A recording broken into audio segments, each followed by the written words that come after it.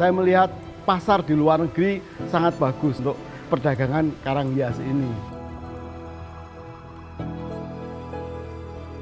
Pasar yang paling besar Amerika, kedua itu Cina sama Singapura. Kalau Eropa masih relatif stabil.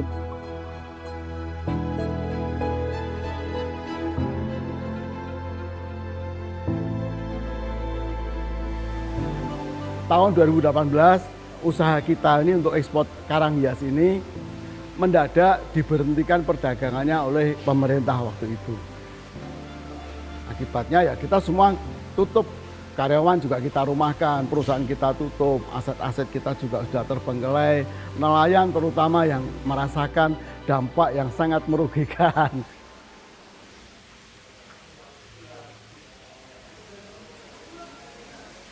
Akhirnya tahun 2021 pemerintah memberikan izin lagi untuk kita boleh memperdagangkan koral budidaya sesuai dengan komitmen kita.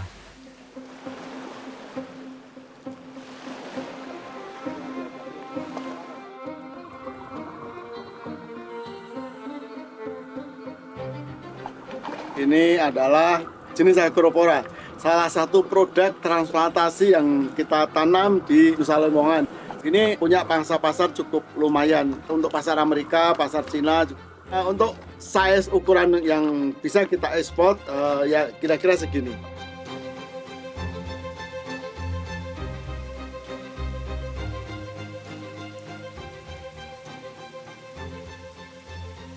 Transplantasi, kemudian pengembangbiakan dari alam itu masih diperlukan. Untuk pengambilan dari alam sangat terbatas.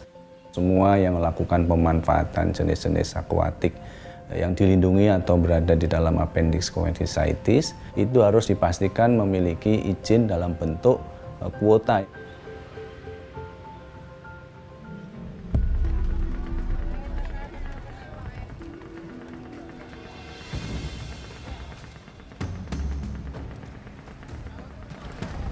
Perdagangan spesies-spesies laut cukup signifikan karena memang memberikan kontribusi secara ekonomi, secara lokal maupun nasional. Kalau kita lihat dari data yang terakhir, nilai perdagangannya hampir mencapai 100 juta US dollar.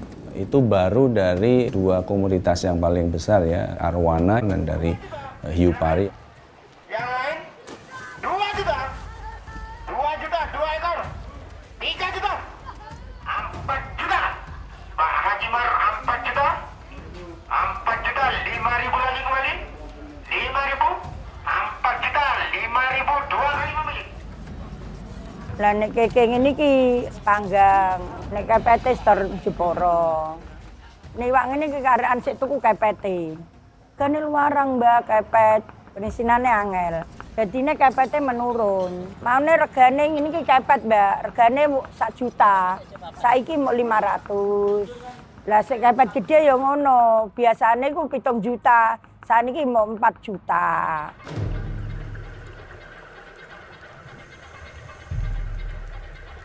Tantangannya terutama tentu karena memang secara spesies Indonesia ini memiliki keanekaragaman hayati yang tinggi.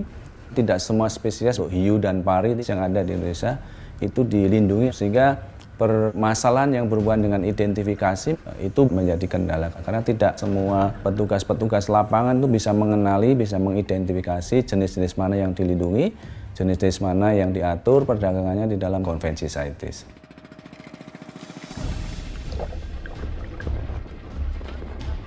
Hal ini penting karena illegal wildlife trade ini itu akan memberi dampak buruk bagi ekosistem, sehingga perlu diberantas, perlu dilakukan pengaturan dan penegakan hukum yang ketat.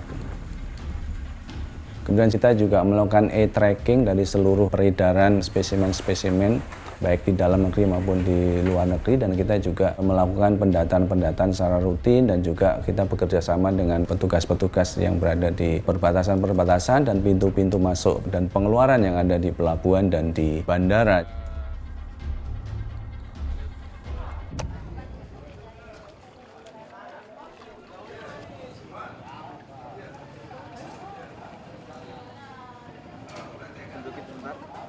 Teknik DNA hiu dan pari sangat penting untuk mengungkap adanya illegal wildlife trading itu. Karena dengan menggunakan DNA ini tidak harus dalam bentuk utuh. Kita bisa ke lapangan itu hanya membawa 2-3 peralatan yang portable. Kita ingin melihat apakah betul ini hiu atau pari yang dijual itu merupakan hiu atau pari yang dilindungi atau tidak boleh sebetulnya diperjualbelikan.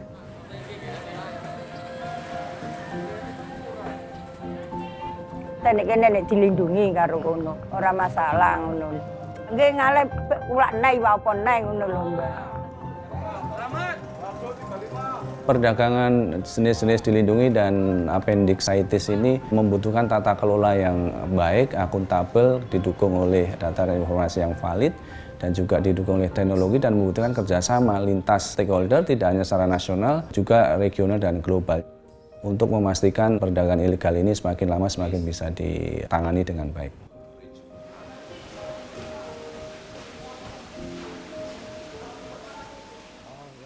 Wah, saya sangat optimis sekali, akan jauh lebih bagus. Karena memang perdagangan ini sebenarnya juga membawa dampak yang sangat positif buat pertumbuhan ekonomi. Kan juga memberikan devisa untuk negara juga kan, dan juga untuk masyarakat.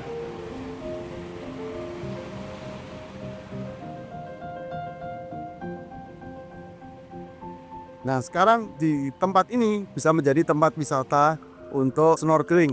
Karena yang tadi nggak ada koral, sekarang ada koral, ikan pun sekarang juga banyak di sini.